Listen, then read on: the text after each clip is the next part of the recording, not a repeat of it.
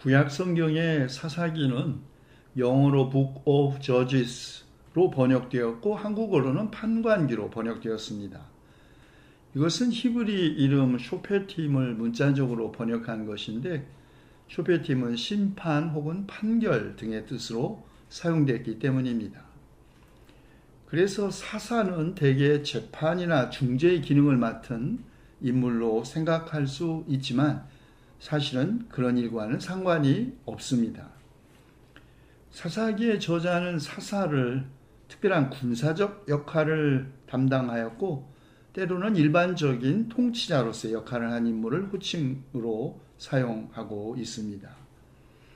단 하나의 예외는 여자 예언자 드보라였습니다. 라피도스의 아내인 드보라는 에브라임 산간 지방인 라마와 베델 사이에 있는 드보라의 종려나무 아래에서 이스라엘 백성을 재판했다고 합니다. 그러나 이것은 드보라가 여자 예언자로서 그리고 이스라엘의 지도자가 되라는 부름을 받기 이전에 수행한 기능이었습니다. 구약 성경의 사사기에는 12명의 사사들이 등장하고 있죠. 그 가운데 6을 우리는 대사사, 큰 사사, 또 나머지 6은 소사사로 분류합니다. 사사는 모세와 여호수아와 같이 일종의 종신제 직분이었는데요. 그러나 세습되는 것은 아니었습니다. 사사는 하나님에 의해서 세워지지만 때때로 인간들에 의해서 세워지기도 합니다. 입다가 그런 인물이죠. 그리고 사사의 권위는 거의 전제적이었는데 사사들의 통치 기간이 길어지면서 권력의 중앙 집권도 시작되어 왕정 수립의 바로 전 단계 역할을 했습니다. 사사들에게는 어떠한 급여도 지불되지 않았고 전리품 가운데서 큰 부분을 갖는 것을 제외하면 사사라고 해서 특별한 대우를 받지 않았습니다. 군대를 제외하고는 직분을 임명할 권한도 없었고 또 세금도 부과할 권한이 없었습니다. 가나안 지역의 블레셋 부족과는 달리 당시 이스라엘 백성은 사사들의 통치를 받긴 했지만 매우 평등한 지파 공동체를 유지하고 있었습니다. 일부 사사들이 하나님의 영에 의해 부르심을 받았지만 모든 사사들이 그렇다고 카리스마를 가진 인물은 아니었습니다. 온니엘이라는 인물은 본토 이스라엘 사람이 아니었고 왼손잡이였던 에훗은 지체 장애인으로 알려져 있었습니다. 바락이라는 사사는 남성답지 못한 자로 서술되었고 기드온은 회의론자, 입다는 산적이었고 삼손은 엄청난 힘을 가졌으나 결국 실패한 인물로 그려지고 있습니다. 사사의 자격, 인간이 가진 재능이나 힘보다 하나님의 인준에 있었습니다. 사사기 저자는 사사들을 세우신 분은 하나님이심을 밝히면서 하나님께서 그들에게 자기의 영을 부어주셔서 구원 사역을 하도록 했다고 강조합니다. 사사들은 하나님의 도구가 되어 구원자로 일했지만 사무엘을 제외하고는 대부분 도덕적이거나 무슨 영적인 특별한 자질을 보여주지는 않았습니다. 에봇의 배반과 잔혹성은 가나안 족속의 삶의 행위와 너무 유사하고 또 바락은 아주 의지가 약하고 우유부단한 성격의 소유자였습니다. 기드온은 자신의 소명을 너무 가볍게 여겼고 동족에 대하여 너무 잔혹하기도 했습니다. 입다는 협상을 통해 통치자가 되었고 끝내는 하나님과 협상을 하다가 자신의 딸을 희생제물로 바쳤죠. 삼손, 그는 나시린의 규약을 파괴하면서 이방 여인과 사랑에 빠져 마침내 비극적인 최후를 맞이했습니다. 그렇다면 구약 성경에 실린 사사기의 저자는 누구이고 언제 기록되었을까요? 사사기의 저자는 분명하게 알려져 있지 않지만 유대교 전승에 따르면 사무엘이 사사기의 저자라고 합니다.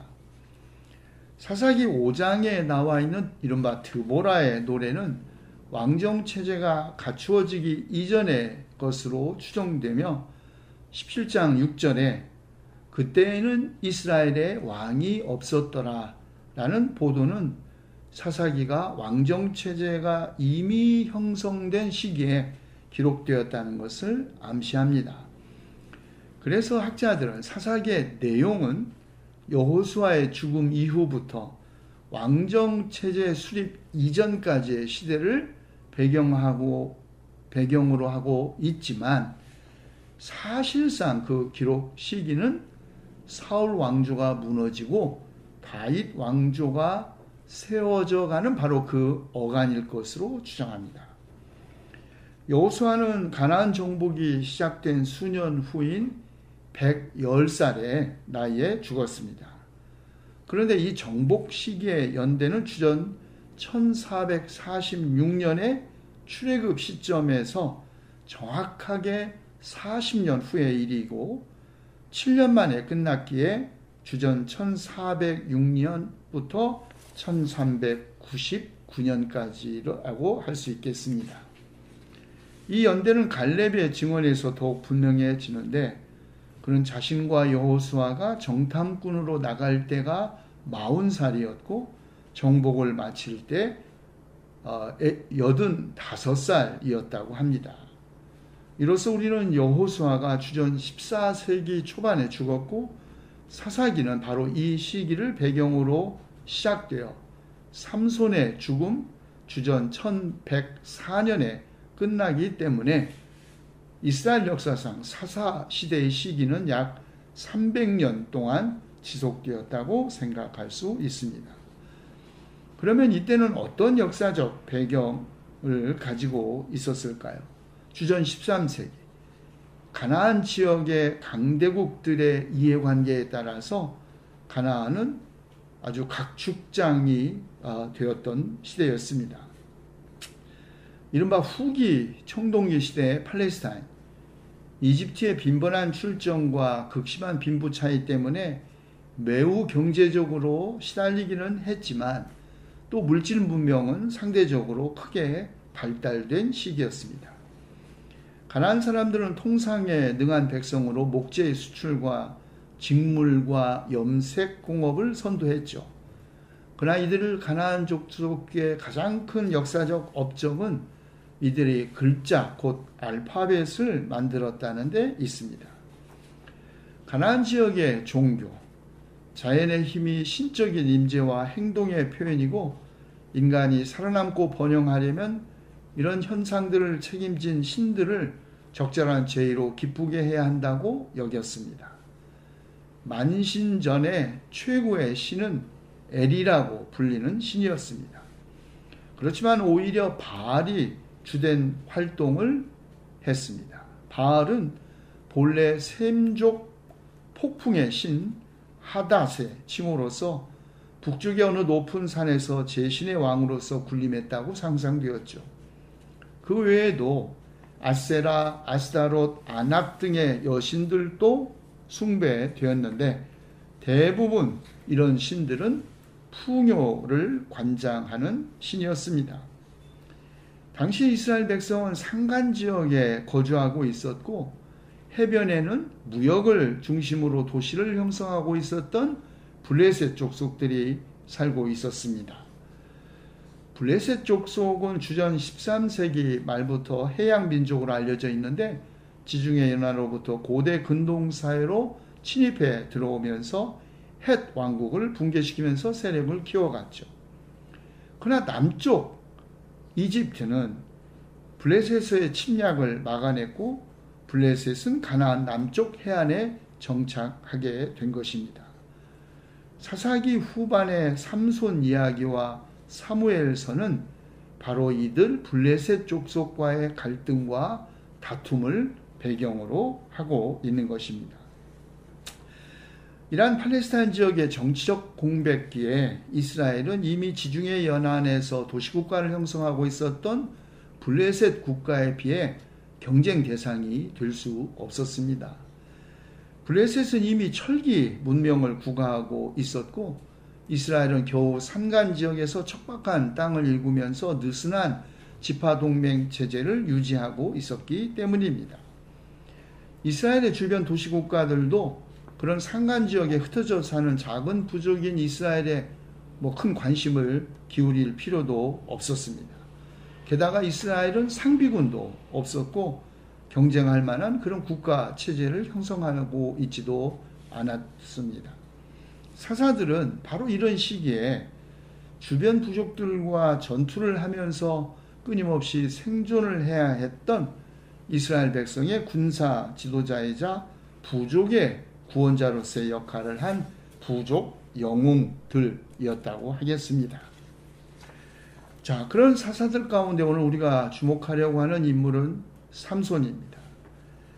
소라 땅 단지파의 가족 가운데 마노아라는 사람의 아내가 임신을 하지 못해서 자식을 낳을 수 없었습니다.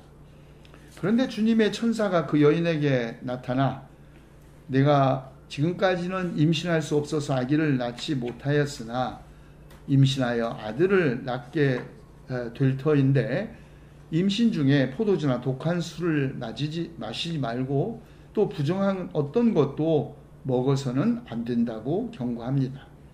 그리고 아들을 낳을 터인데 그 아이의 머리에 면도칼을 대어서는 안 된다고 주의를 주면서 그 아이는 모태에서부터 이미 하나님께 바쳐진 나실 사람이기 때문이라고 합니다. 그리고 그 아이가 성장하면 블레셋 사람의 손에서 이스라엘을 구하는 일을 시작할 것이라고 예언하죠. 히브리어로 나실이라는 말은 구별된 이라는 뜻을 가지고 있습니다. 민수기 6장에 의하면 나실이는 서약을 통해, 다시 말해 스스로의 결단을 통해 특정하게 구별된 삶을 사는 남자와 여자를 말합니다.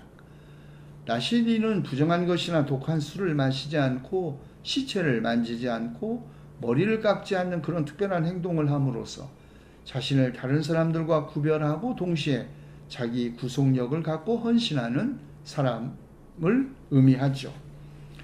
서원한 기간 동안에는 자신의 몸을 구별하여 살아야 했고 규정된 조항을 어겼을 때는 속죄 제물을 드린 후에 머리털을 밀고 다시 평범한 삶으로 돌아가야 했습니다. 그런 점에서 하나님의 영에 사로잡힌 이들에게 주어지는 카리스마적인 인물과는 조금 다르다고 하겠습니다. 그런데 삼손은 나실인으로서의 삶을 그가 스스로 성인으로서 선택한 사람이 아닙니다. 그는 천사를 통해 부모에게 주어진 신탁으로 나실인이 되었고 그가 소라와 에스다올 사이에 있는 마하네단에 있을 때 주님의 영이 처음으로 그에게 내렸다는 점에서 카리스마적인 인물이라고 하겠습니다. 사사 삼손 이야기는 우리에게 너무너무 잘 알려져 있어서 저는 그의 삶에 대해서 반복하여 설명하려고 하지 않겠습니다. 다만 삼손 이야기의 핵심이 무엇인지 관심을 기울이려고 합니다. 삼손이 어떤 인물이었는지를 여러 사람들이 여러 시각에서 판단하고 평가합니다. 제가 삼손은 어떤 인물이냐고 하는 목사님께 물었더니 그 목사님 대답, 사랑의 눈이 멀어 능력을 빼앗기고 비참하게 최후를 맞이한 힘이 장사인 깡패, 이렇게 규정했습니다. 다른 사사들은 그래도 자기 백성 이스라엘 부족을 위해서 전투를 하는데 삼손은 자기 부족을 위한 지도자라기보다는 이방 여인들 꽁문이나 따라다니고 들릴라라는 여인의 무릎 사이에서 머리를 베고 잠이나 자면서 나실인으로서의 서약을 스스로 파괴하고 힘자랑이나 하는 깡패나 건달이라는 것이죠. 그리고 그가 블레셋 사람들을 죽인 것도 이스라엘 부족을 위한 것이 아니라 자신의 개인적 원한을 풀기 위한 것이라고 합니다. 두 번째 평가, 이른바 목회 상담학을 공부한 이관직 목사는 삼손에게서 이른바 금지된 장난의 주인공을 본다고 합니다. 성인이 되어 스스로 그런 삶을 결단한 것이 아니라 태어나면서부터 나신인으로 결정된 삼손은 자기가 평생을 원하지도 않은 규정을 지켜야 하는 그 금지 명령 때문에 엄청난 스트레스를 받으며 성장했을 것이라는 말이죠. 그래서 삼손의 여러 여성 편력은 그가 어머니로부터 충분한 사랑을 받지 못한 결핍 경험에서 나온 것이라고 지적합니다. 또한 그가 나시린으로서의 지켜야 할 규례들을 의식적으로 파괴하는 행동, 잔치를 베푼다든가 시체를 만들어서는 안 되는데 죽은 사자에게서 꿀을 따서 먹은 것, 마침내 머리를 깎이는 것 등 그런 자기 부정적이고 금욕적인 삶에 대한 반동적 행위라는 것이죠. 이스라엘 부족의 여인들도 많았지만 하필이면 굳이 이방 여인들과 결혼하고 또 이방 여인과 사랑에 빠진 것도 그런 금지된 장난을 시도하려는 삼손의 모험심과 충동심을 보여주고, 그것은 그가 어릴 적부터 지나치게 억제되어 온 삶의 그 원인이 있었다고 심리학자는 주장합니다. 민중신학자이자 역사적 예수 연구가인 김진호 목사는 삼손의 이야기에서 이른바 삼중의 폭력적 대립을 읽어냅니다. 신과 인간의 대립, 남녀의 대립, 종족 간의 폭력적 대립이 그것인데, 그는 특별히 여성에 대한 폭력에 주목합니다. 삼손의 이런 폭력성은 종족적 가치, 특별히 나신인으로 구별된 지도자로서 종족을 위한 지도자로서의 역할과 동시에 그의 개인적 욕망이 충돌하는 데서 기인한 것이라고 지적합니다. 삼손의 이런 폭력성은 그가 소수부족이었던 단지파 출신이라는 것과 연관되어 있습니다.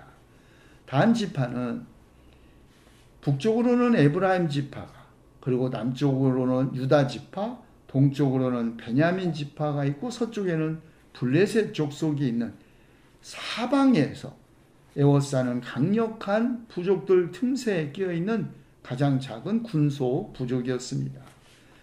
이렇게 군소 부족이었던 단지파에 소속되어 있었다는 것과 삼손이라는 이름이 태양과 관계되어 있고, 태양의 집이라는 뜻의 베세메스 인근에서 일어난 이야기라는 점이 암시하듯이 삼손은 약소 부족 단 지파의 태양과 같은 존재, 곧 희망, 민족 부족의 희망이었던 것이죠.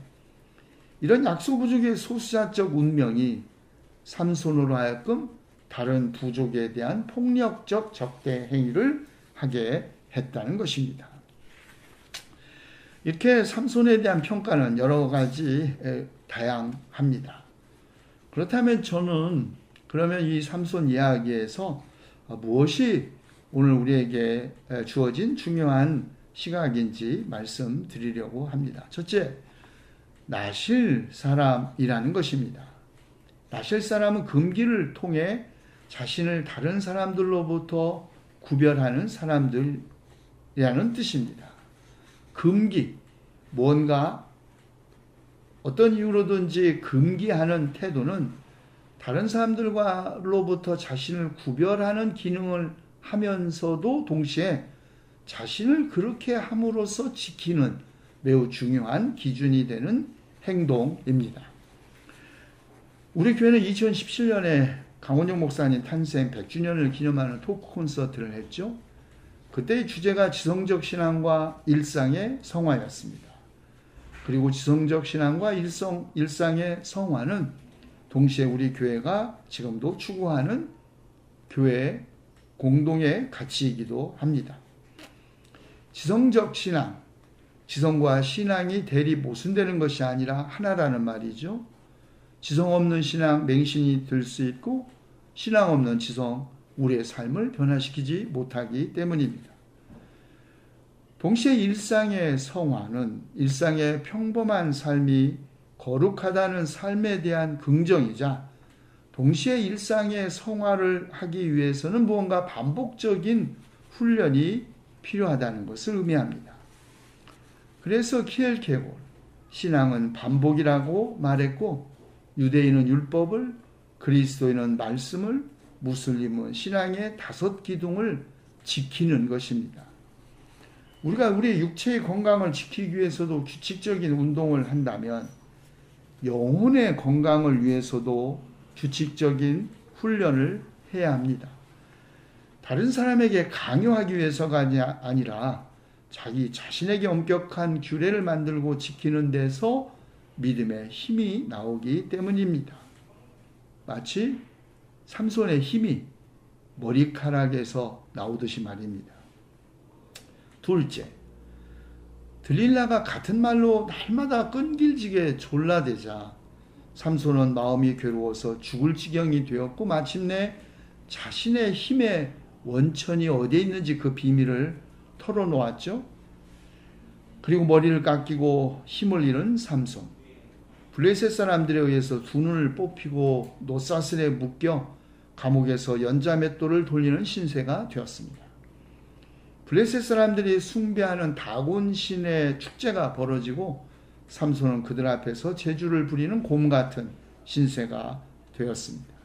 그런데 시간이 가면서 깎였던 그의 머리털이 다시 자라기 시작했다는 것을 사람들은 눈치채지 못했습니다. 깎인 머리털은 다시 자란다는 것을 잊고 있었던 것이죠. 제가 이 삼손 이야기에서 주목하는 2번째 초점 바로 여기에 있습니다. 깎인 머리털 다시 자라듯이 비록 믿음 생활에서 실패하여 넘어졌다고 해서 절망하여 스스로를 포기할 일이 아니라는 것입니다.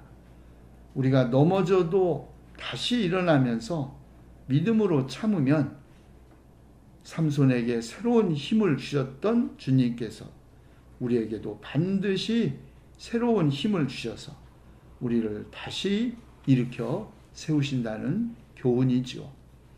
함께 기도하시겠습니다.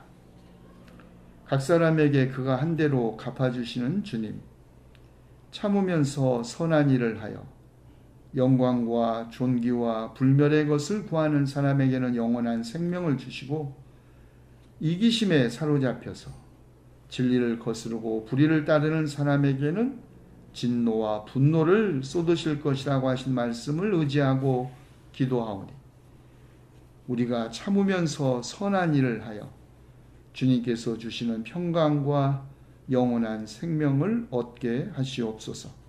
우리 주 예수 그리스도의 이름으로 기도하옵나이다. 아멘.